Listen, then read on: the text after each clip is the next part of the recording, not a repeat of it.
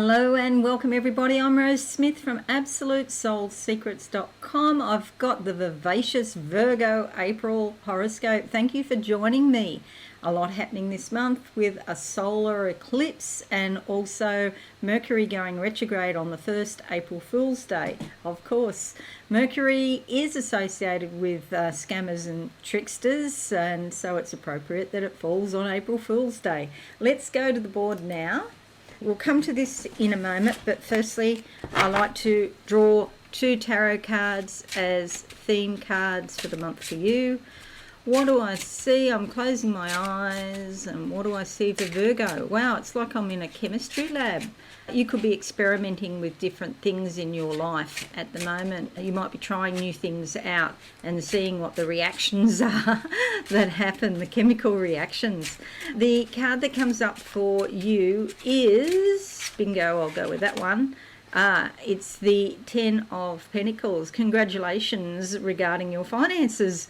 It's like even if you've had a hard time, you're managing. And this is pointing to ultimate success, particularly if you're dealing in real estate or maybe investments. See this big house in the background here. But it certainly means that you've come to the end of a cycle regarding your finances, and a new cycle is about to begin. So it's a 1 and a 0, a 10. So some patience is required, but in the meantime, congratulate yourself for getting this far.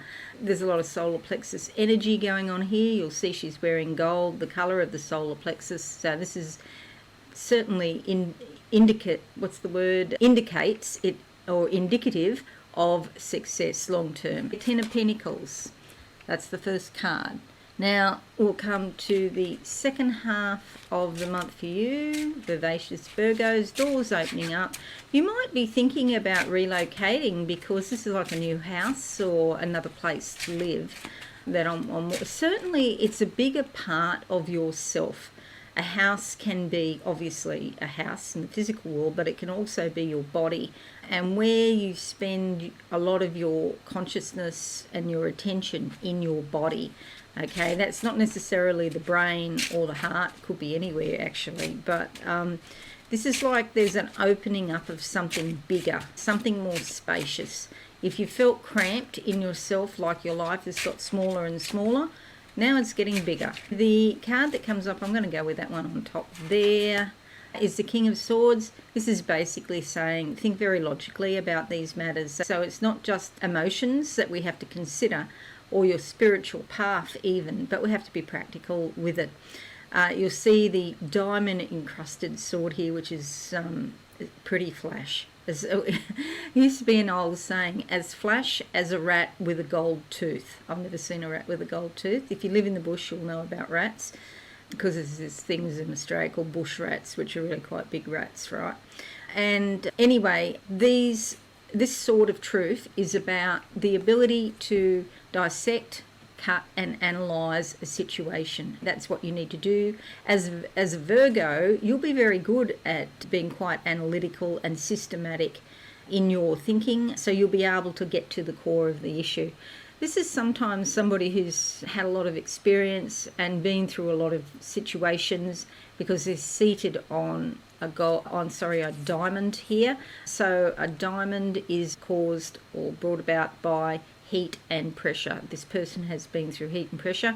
Even though they rely on analytical ability, you'll notice that he is dressed in this indigo colour. That's the colour of the third eye. So there is a fair degree of intuition that goes along with the logical thinking as well. So time to look after your money, time to enjoy your success, and to think practically about any decisions that you may make according to the cards. Now we're going to look at your horoscope now, so I'm just going to make that a bit bigger. So this is quite revealing in light of the cards, because you'll see in the chart there's a huge amount of activity here, and this is to do with your third quadrant of community and socialising and being part of the bigger picture. There's still some sort of dependence here. No one is an island. We need each other. However, you're not as inward focused or as previously perhaps. So this is all about dealing with other people and finding your place in the community, finding what you're supposed to do. Now you'll see there's a huge amount of energy here, right across the board here, but a big part here in the 8th house is to do with shared resources, such as real estate, such as investments, superannuation or 401k if you're in the US. It's also inheritances and wills and other legalities relating to those sorts of issues. There's been some sort of injury, or it might be a spiritual wound that it might be brought to your attention, and it's sort of like that there's been some element of destiny here that's been working as well. But when there's some sort of spiritual wound, it's brought to your attention for ultimate release and healing. That's what it's all about, healing. So, and you do have new beginnings starting there with the solar eclipse. So let's talk about your horoscope. Firstly, Mercury retrograde from the 1st of April to the 25th in Aries. It starts to go backwards. Now, you should add an extra week, so week before and a week after these dates, because that's what's known as the shadow period.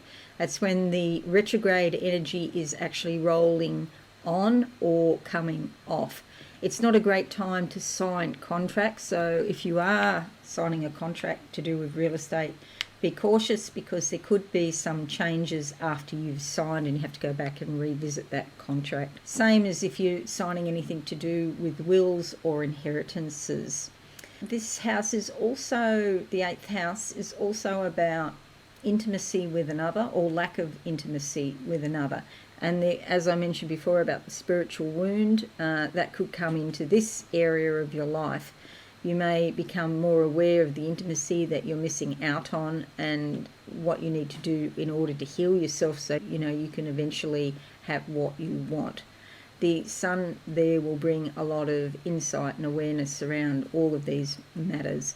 Venus is moving in here on the 5th, so there she is, moving into Aries, your 8th house on the 5th. That could help with matters of sexuality or love or affection or intimacy. Venus loves everything to be smooth. She's in love with the idea of love, and so that might bring warm feelings of affection, for example. In Aries, it's likely to be bold and quite energetic. Somebody could make the first move. The solar eclipse, also in Aries on the 8th, brings a new beginning, but not just thinking about it or feeling it. It's actually a physical new beginning that is going to start within the next couple of months. It could start this month, but there's sort of like a window of opportunity where the effects of a solar eclipse can last for up to 6 months, either before or after the 8th of April. The sun moves into Taurus on the 19th here, giving you the desire and insight, awareness, happiness, sense of success and positivity around growing your life. That can be through travel, it can be through spirituality or philosophy, or even learning. Maybe you're studying something about other countries, for example. We have on the 20th Jupiter conjunct Uranus, and that's been actually going on for a bit of a time now. And here it is here, and it's like something unexpected happens where you want to really grow your life, or this is the house of the higher mind. So what do you need to do in order to find out more about life and really develop yourself? And something unexpected could happen. You could have some brilliant harebrained scheme that will help you with that. The cards do suggest, though, that you think about any decisions very carefully. It's not saying don't do it, it's just saying think about it and really analyse it. Maybe April isn't the right time, but you could start planning, for example.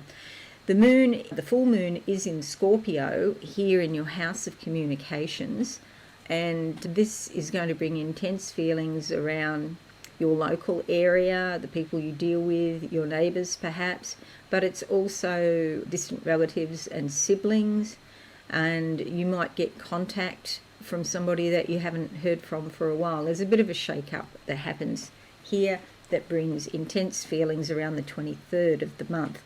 Venus moves into Taurus on the 29th, joining the Sun, and also Jupiter, Uranus, and your MC, bringing a very beautiful, gracious, elegant energy that loves fairness and justice, and is also looking to make your life more beautiful and lovely in some way as you grow your life. Venus also looks after finances, and so again, there might be something going on there. This Ten of Pentacles might be involved there.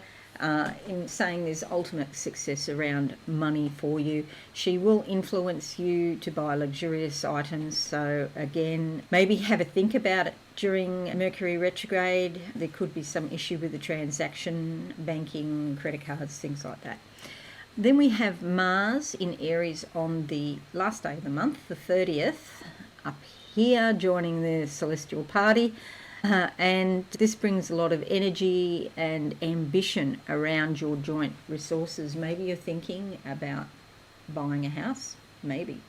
But it certainly gives you the desire to move ahead, surge ahead, be ambitious, get things done. Sometimes, I don't know, it can be a good energy for sexual relationships as long as it's not too pushy.